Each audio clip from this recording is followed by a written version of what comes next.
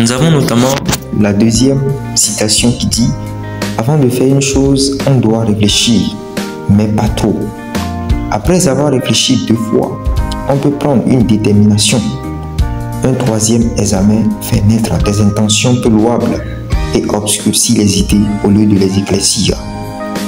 Avant de faire une chose, on doit réfléchir, mais pas trop. Après avoir réfléchi 2 fois, on peut prendre une détermination. Un troisième examen fait naître des intentions peu louables et obscurcit les idées au lieu de les éclaircir. » C'est super important. Il y a une journée, je voulais faire quelque chose, mais venait en tête en réalité, après avoir réfléchi deux fois, j'ai dit ok, bon, c'est quelque chose qui est bon à faire. Mais au fur et à mesure que la raison veut notamment plus réfléchir sur la chose, ça met en cause en fait ce qu'on veut faire, ce qui notamment pousse quelquefois la procrastination. C'est pourquoi Confucius dit, avant que vous posiez un acte, il est super important de réfléchir sur l'acte, de réfléchir en fait sur peut-être les conséquences de l'acte. En coaching ou bien en développement personnel, c'est ce qui est très important. On voit la décision qu'on veut prendre, on voit l'impact que ça sera, positif et négatif, voir notamment le côté positif de l'agrandir, ne pas se craponner sur le côté négatif, mais aussi d'avoir. Et ensuite, réfléchir sur comment gérer tout ça et quoi prendre une décision. Mais surtout, réfléchir 2 fois déjà, c'est bon. Plusieurs fois réfléchir sur quelque chose, on tend notamment à aller trouver encore des choses dans la raison qui ne nous dynamise pas. Ce qui a notamment enfoui beaucoup de rêves aujourd'hui. Beaucoup de gens peuvent réaliser de grandes choses. Mais au fur et à mesure qu'ils se sont mis à réfléchir de jour en jour, chaque jour ne font que réfléchir 1000 fois sur la même chose, ils ne passent pas à l'action. Mais c'est notamment passer à l'action qu'on peut notamment voir les effets, voir les résultats, voir ce qu'il faut changer afin notamment d'évoluer. Du coup, c'est pourquoi je pense que Confucius dit cela. Nous avons notamment cette troisième citation qui dit « 2 hommes qui suivent des voies différentes ne peuvent s'entraider par leurs conseils. » 2 hommes qui suivent des voies différentes ne peuvent s'entraider par leurs conseils. C'est très significatif.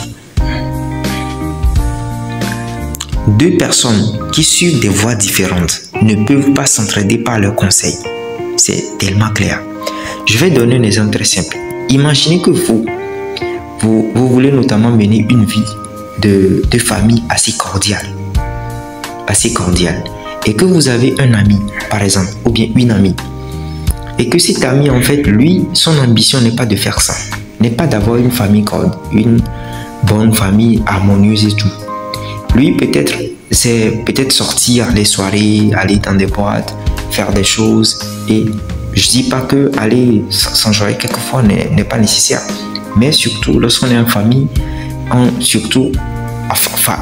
tant que famille, il y a certaines choses qui, notamment, à certains degrés, ne sont pas permis. Je vais pas dire ne sont pas permis, mais ne sont pas assez harmonieuses dans la famille.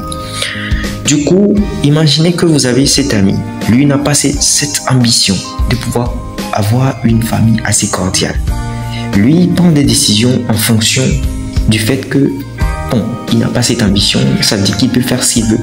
C'est ce qu'il pense, ou bien c'est ce qu'elle pense. Et que vous avez une autre dimension des choses, vous avez une autre perspective des choses. Vous ne pouvez pas avoir les conseils de cet ami et avancer.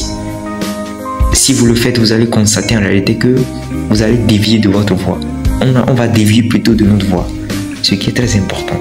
Puisque lui va vous conseiller, allons-y ici.